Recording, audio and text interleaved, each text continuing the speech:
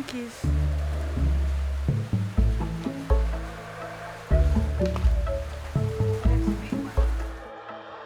We soon learned we were nestled between two rival clans.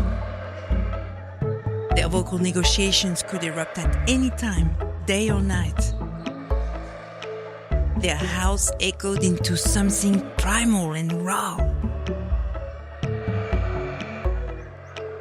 They moved unapologetically, sometimes flailing around like toddlers in a tantrum. Some eating fruit like small gods in the treetops, barely noticing us below. There was something strangely grounding about their presence, though. They reminded me that we weren't just living beside nature, we were living within it. And nature was very much awake.